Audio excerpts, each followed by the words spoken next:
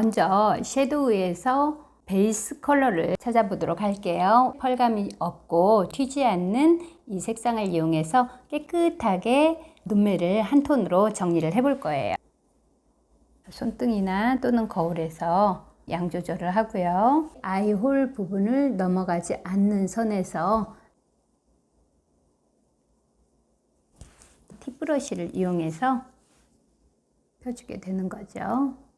그러면 한 톤으로 정리가 됩니다. 큰 브러쉬를 이용해서 베이스를 깔아줬으면 조금 더 작은 브러쉬를 이용해서 메인 컬러를 써줄 거예요. 메인 컬러 같은 경우에는 브라운을 이용을 할 겁니다. 쌍꺼풀 라인보다 약 2~3mm 정도만 올라올 수 있도록 이 메인 컬러는 약간의 가을을 겨냥해서 펄감이 있는 제품을 사용을 할 겁니다. 베이스 컬러 다음으로 메인 컬러를 사용을 했어요. 그리고 나서 액센트 컬러를 발라주기 전에 펜슬로 한번 잡아줄 거예요.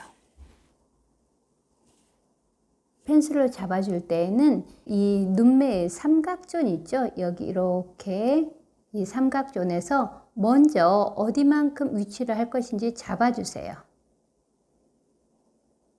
그런 다음에 이렇게 펴바르세요. 이 펜슬이 아주 크리미해서 잘 그려져요. 발색력도 좋고요. 이것을 저는 먼저 처리를 한 다음에 그리고 나서 액센트 컬러를 처리를 해줄 거예요.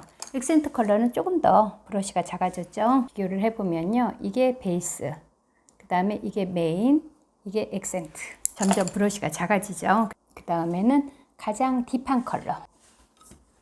이 컬러를 이용해서 메인 컬러 섀도우와 좀 전에 펜슬을 그라데이션 해주는 조금 더 눈매에 깊이감을 주는 거죠. 이 언더 섀도우를 할 때 훨씬 더 눈이 커 보이거든요.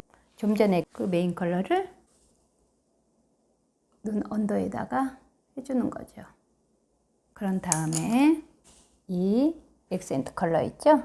이 언더에다가 이 액센트 컬러를 전체 다 하지 말고요. 오히려 그러면은 내 눈이 요만해 하고 알려주는 거예요. 눈매가 이렇게 딱 닫힌 듯한 느낌 때문에 눈이 작아 보일 수 있으니까 끝에서 중앙 부위 정도만 올 수 있게끔 해주세요.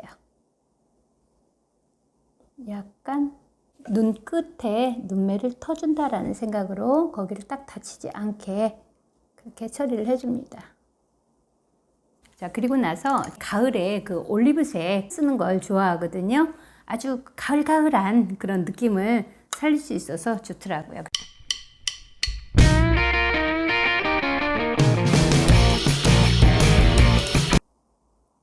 항상 진하고 딥한 색상은 끝쪽으로 갈 수 있게끔 그래야 눈매가 길어 보이는 효과가 있거든요. 끝쪽을 조금 더 이 색으로 강조를 해줄게요.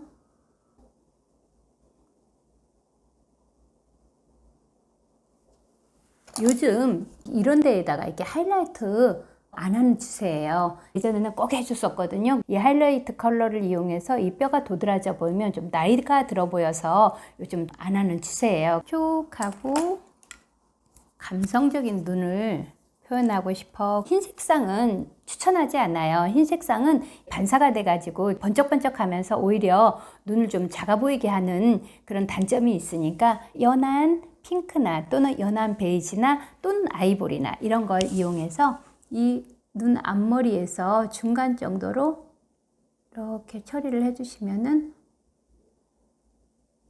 눈매가 좀 커 보이는 효과가 있습니다. 그리고 이 밝은 색상을 눈동자 위에 부분 있죠? 여기에다가 또 처리해주면 또 다른 맑아 보이면서도 눈이 커 보이는 그런 효과가 있습니다. 섀도우가 끝나고 나면은 이런 펜슬 타입의 라이너나 또는 액상 타입의 라이너를 이용해서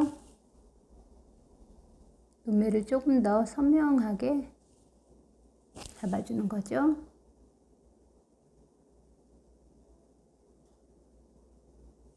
자, 언더도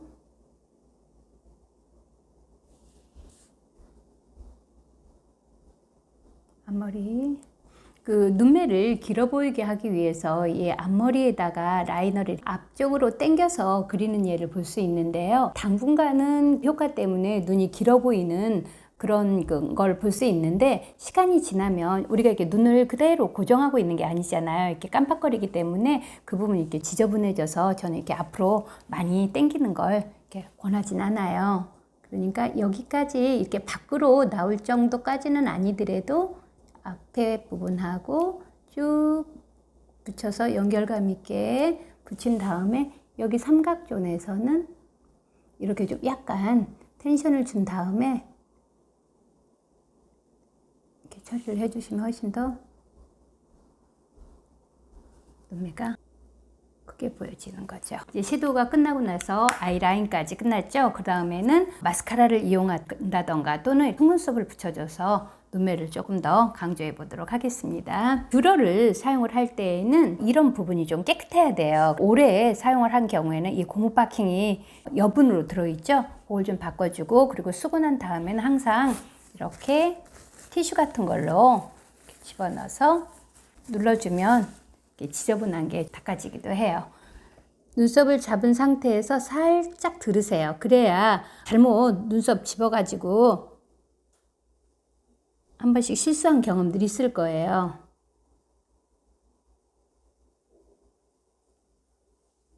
눈썹을 올려주고요. 눈썹을 붙여보도록 할게요. 눈 모양은 일자가 아니죠. 이렇게 입체감으로 되어 있잖아요. 그러니까 이 눈썹을 잡고 이렇게 돌려주세요. 그러면은 우리 눈 모양대로 나오게 되는 거죠. 끝쪽만 붙여보도록 할게요. 너무 다 붙여서 어색한 것보다는 자연스럽게.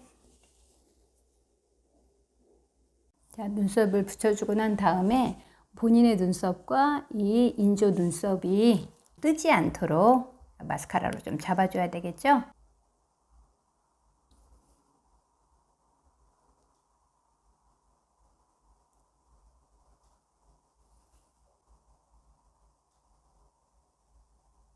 마스카라를 할 때에는 눈매가 좀 좁은 부분을 좀 올려주세요. 그리고 내가 눈이 좀 짧다 그럴 경우에는 좀 이 끝부분에다가 마스카라를 좀 많이 해주는 거죠. 이렇게 해서 아이 메이크업이 완성이 됐어요. 섀도우하고 아이라이너하고 그 다음에 속눈썹을 붙인 후에 마스카라를 해줬죠. 그리고 잊지 않고 언더 섀도우도 같이 했어요. 눈 모양이 조금 더 크고 길고 깊어진 걸 볼 수가 있어요.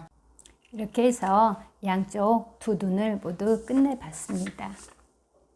다시 한번 정리를 해보자면요. 베이스 컬러는 너무 펄감이 있거나 아니면은 그 메인 컬러를 받쳐줘야 하는 색이기 때문에 튀는 색상이 아닌 선택해서 큰 브러쉬를 이용해서 아이홀을 넘어가지 않는 이 부분에 발라주게 됩니다. 그 다음에 조금 더 작은 브러쉬를 이용해서 그날의 메인 컬러를 정해서 이 쌍꺼풀 라인에 약 2-3mm 정도 올라오는 선에 터치해주게 되는 거죠. 작은 브러쉬를 이용해서 아주 강한 이런 딥한 색상을 이용해서 라인에 딱 붙여서 이렇게 처리를 해줍니다. 뭐 펜슬 아이라이너나 또는 액상 아이라인을 이용해서 그려주는데 이 부분이 이렇게 삼각존이 있죠.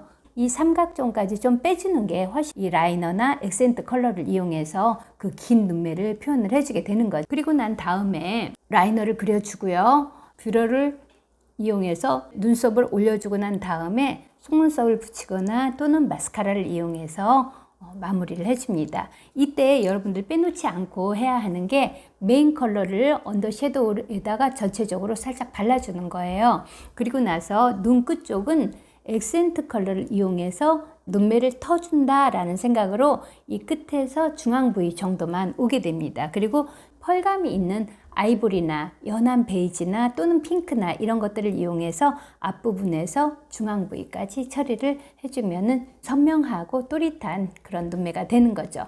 저는 오늘 골드와 브라운과 카키를 이용해서 가을 분위기가 나는 그런 아이 메이크업을 해봤습니다. 오늘 펄감을 이용한 이 아이 메이크업을 통해서 여러분들이 가을 미인으로 거듭나시기를 바라겠습니다.